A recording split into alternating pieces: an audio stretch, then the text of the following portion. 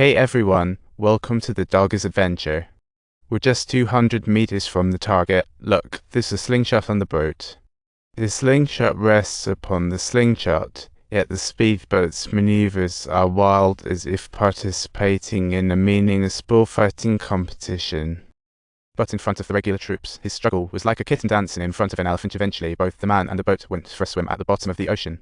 Meanwhile, the yacht was controlled in about 3 minutes, and the officer swooped in like a superhero in front of the drug dealer. Envy illness is the usual trick, and the officer pulls out his phone to show the drug dealer happy family video. Then he calmly said he had better spill the beans on Abu's plan or face consequences that are simply unimaginable.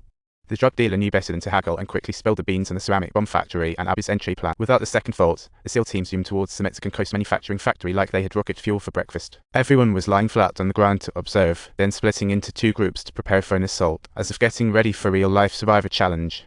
As long as there was no armed threat, the team ignored them like they found hidden treasure, until a woman in one room suddenly screamed. That scream was a battle horn. He didn't fight back, hit like a raspberry bullet. Other army members prepared for battle on hearing the noise, while the SEAL teammates coordinated like superheroes. The terrorists appeared as if they had been injected with steroids in front of them, utterly weak and defenseless. At the same time, someone was driving a truck southwards when they suddenly spotted the Sea Hulk overhead.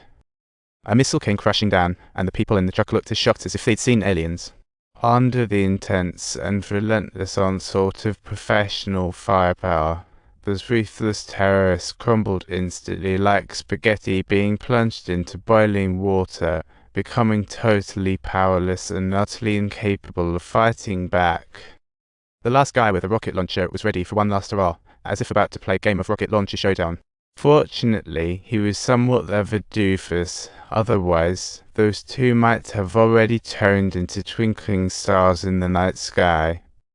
When they saw the ceramic bull bombs they made, everyone realized how terrifying Abu's plan was. It was like a horror art installation. Abu's suicide squad had arrived in Mexico like a fast delivery, ready to sneak into the U.S. through secret tunnels. To cut off their smooth ride, Command told SEAL Team 7 to continue the mission, racing full throttle towards the target. After a night of dashing, at dawn, two Sea Hawks swooped into Mexico, where team members quickly disembarked to scout out the situation. Soon, two off-road vehicles appeared in the middle of the road, and before they could connect, they met a Mexican Special Forces colonel, stepping in like a superhero to assist the SEAL team. They were headed to the drug dealer's headquarters, and there was plenty of firepower, so the colonel found two trucks to hide the SEALs in the cargo beds. This way, at least they wouldn't be spotted in the way. They quickly arrived at the destination, with the two trucks split off in different directions towards the dealer's nest. Such an action immediately alerted the local armed forces, who followed with AK in hand, like joining the dance.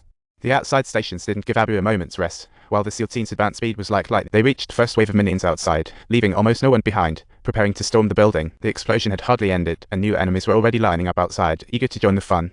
But the SEAL team was moving so fast they caught up to the first wave of minions outside in no time. They left a couple of individuals to cover the rear and ensure the team's safety, and were prepared to rush into the building once more. However, the previous explosion hadn't even fully dissipated when new enemies suddenly appeared from outside. One team member scurried under a truck like a little mouse to intercept, while the rest took positions, preparing to fight. The team leader cleverly utilized a grenade to break the deadlock and led the sergeant and his men to charge in swiftly. Yet reinforcements from outside kept flooding in incessantly. It was truly a never-ending flow. Effective battle power failed to increase, yet the number of corpses brought about a pleasant surprise, and the battle wasn't particularly heated when we were confronted with the enemy's AK rifles. The sergeant swapped magazines, shooting on the move, feeling like a target game, swiftly completing the transfer. Just as the enemies were getting ready for a counterattack, he casually executed a perfect shot and took them out. Upon entering, he accidentally stumbled upon a suicide gift bag filled with dread. Glancing cautiously around, the high-ranking individual witnessed the explosion scene and couldn't help but feel a shiver run down his spine, trembling with fear. He continued forward and bumped into his teammates, but just then, terrorists hiding on the roof prepared to give them a surprise party. The terrorists were getting ready to strike like ninjas, planning to surprise them once more.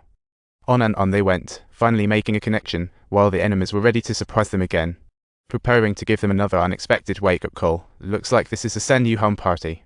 At that very moment, accompanied by the explosion of that fatal hand grenade, the upper leader was unfortunately sacrificed on the spot. Witnessing this scene, The sergeant unleashed a eager, desperate roar, filled with despair, as if shouting loudly, "Please don't shoot me. I haven't yet fulfilled the mission entrusted to me." The sergeant continued to chase Abu, while the Mexican police up ahead were knocked down like they'd just been caught in a rainstorm of bullets. The sergeant behind showed no fear and charged ahead, his vest deflecting most shots.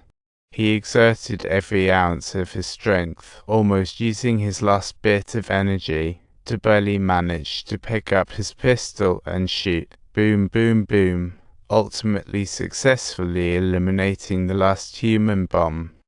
Seeing his plans go to waste, all Abu could do was hope for a last-minute change before meeting his demise. Sol 2, this is Salt 1, don't worry, stay safe, and don't sweat the lockdown. This interception operation against the terror attack has finally reached a successful conclusion. Yet the story has not ended here. The sergeant is currently relying on a wheelchair for mobility, appearing as if he has just emerged straight from the latest season of a reality show. One team member lost his left eye, terror strike stemming from profit disputes. Subscribe for more thrilling stories.